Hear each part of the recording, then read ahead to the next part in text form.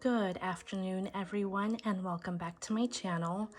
I am here with another video, and as promised, I wanted to do a quick comparison on the new COACH Empire Carryall 28.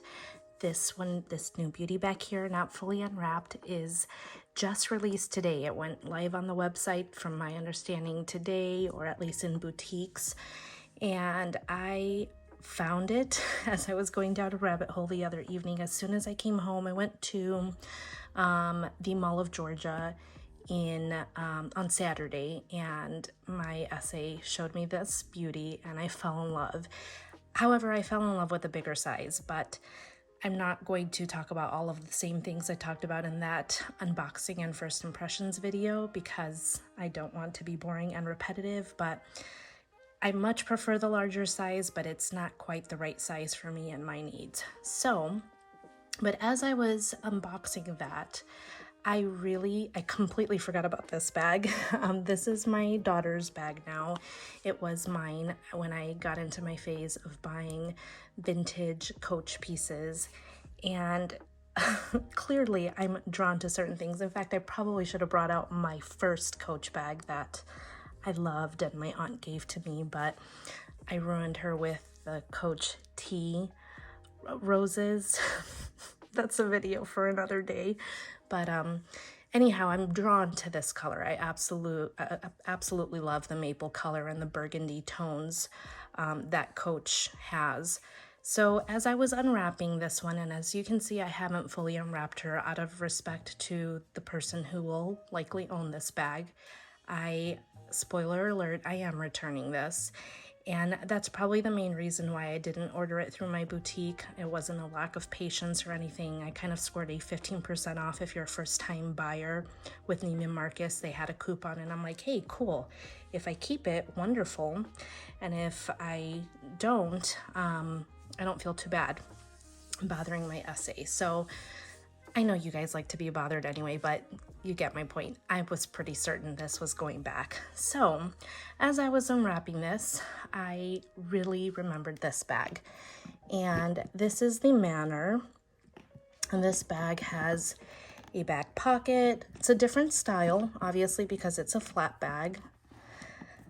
You guys, as I'm touching this bag and kind of just going through it, the leather on here, granted, I think that's part of the beauty of vintage Coach, is that you really get to see how this leather can really feel over and last and the test of time, what it does to the bag. And they don't make them like they used to. And maybe I'm judging too early because I don't have, we haven't been able to see how these newer pieces are wearing, but you can kind of, as a handbag lover, you kind of start playing around and feeling leathers, and you can kind of feel the difference. And so this is just a lot different. I do feel like this Empire will soften up over time, but very similar in terms of them being the glove tan leather, smooth glove tan leather. I did notice there's a spot here.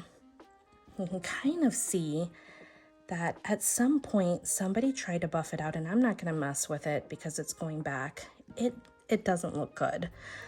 And I know that I could grab this bag and I can buff anything out. Now, my daughter is a little bit more reckless. And I think she likes the character that, oh my goodness, you guys, look at this. Look at all the scratches. I'm going to kill her. Anyway, she enjoys them, and I love that. In fact, sometimes I'll have her break in a bag for me so I could just get it out of my system that it's brand new, and she just softens it up, and because she wears them and enjoys them for what handbags are supposed to be, right? So anyhow, I digress. These two seemed very similar to me, and in color, in feel, but if I'm honest with myself, this definitely feels a lot better. This leather is it's what built the brand. So it is what it is. But aside from the Coach Manor, I thought, and this is why, for me personally, I knew that this size in particular wasn't going to work because it was going to overlap with other bags I had in my collection. Not the same, and this is definitely a little bit smaller. See, I'll kind of put them in front of each other, side by side. The Empire is definitely bigger. The back. This one doesn't have feet. This one does. But they're similar nonetheless. They both have, this has a full zipper. This one only has it on this middle section here. I do like the strap on this a little bit better. I'm not going to unpackage it, but you see it's probably a good 1.5 inches versus the skinny little thing that comes on this one, which I'll have to do a review video on one day, but I'm clearly I'm on the hunt. But you can see some of the similarities. Clearly I like that like belt detail on the side. So that is why I didn't get this in black. I honestly, despite the fact that I absolutely love the maple color, it's a little slightly too neutral in brown tone for me. I feel like I either need to go black or cognac with my wardrobe and just what I feel pairs better with my skin tone. And so that's another bag that's similar. Let me bring the Manor back out to kind of showcase it the same. So side by side, back to back. The Manor wins having a back pocket. If you know me, you know I love my back pockets. This does not have feet on the bottom. This does. You know, this kind of reminds me of the Coach Ruby satchel that definitely has speedy vibes to it. And I didn't end up keeping that one. The leather on that felt honestly much, much better. And that was a glove tan pebbled leather. And to this day, I'm like, maybe I should have just kept that. But I'm not in the mood to keep things because they look pretty. I think I have 2 bags that have that, that are in that category for me. I really want them to be ones that I'll use. So anyhow, that one did not stay in my collection. And last but not least, don't come at me, but this is the one that I feel like it also overlaps with in my collection, my Speedy. And at the end of the day, I bought my Speedy to be a bag that I really used and abused and enjoyed. And because it rains quite a bit where I live, I need it to be a bag that I'm okay with rain getting on. I do feel like this will be okay. A lot of people will say don't get rain on a smooth leather, but Coach, they know what they're doing. And I think in general, their bags are very hard wearing. But this, of course, is going to beat it. Not the same price point, but as you can see, I like my top handles. And because of the rain, I do like something that closes completely, if possible. I honestly wear this bag open all the time. So front to front, side view, and I'd say these probably would have a similar capacity. I think this one would be a little bit easier to get in and out of. As we know, the Speedy is, some people find it annoying to get in and out of the bag just because of the opening. Have diapers in there. It's not the most comfortable. I have a insert in here that makes it super comfortable for me to find my things. I really thought I'd enjoy, I do think I would very much enjoy getting in and out of this bag a lot better. However, it's the heaviest of these 3 by far. So I'm pretty sure I read on the description that the Empire Carryall comes in at 2 pounds, which was very similar to the Ruby satchel. This is canvas, of course. It's much lighter, and as a result, it kind of wins in capacity and weight. In terms of weight distribution, it does a really good job. This is the lightest bag, and this is the underdog here between the 3 because I'm always forever thinking I'm going to get rid of this one. But it really is a great handbag because it fits. In fact, I bought it at one point. I have an insert in here. I bought it at one point to replace my Speedy because I had it in the original version. This is the version with the new hardware that doesn't tarnish. I mean, I guess to be seen, but as you can see, it's a little shinier. So I bought it to replace the one that I previously had. And I don't know what it is with a Speedy, but there's no replacement for me. To me, it's a classic and timeless beauty. And thank you to everyone who knocks me back into my senses when I think I can part ways with it. Because despite it not being a bag that being a bag that I don't reach for often, it's just one that I just love. And sometimes you just love what you love, right? So I'm gonna put this one back here in the frame as well. Yeah, if I feel like, I really want that maple color, guess what? I can borrow my daughter's Manor, which would kind of suit me better because it has the back pocket. And if I really want that dark chocolatey brown look and vibe added to my outfit, I have my Speedy. And if I really want a more open satchel style and have that little belt, detail, guess what? I have my Manor. And in all honesty, let me remove the Manor. Did I just call this a Manor? My Bayswater. Let me remove these two. I mentioned in my video that this bag here reminds me so much of the Row Margot bag that I was obsessed with. There was no way I was going to drop the amount of money that it costs, but I really loved that bag. And I would say this is probably comparable to the Margot 10, if I had to take my guess. This I got because I actually do like the silhouette of a Birkin 25. Birkin 25? I'm losing my mind. Anyway, a Birkin. And this is similar in size to the 25, yes.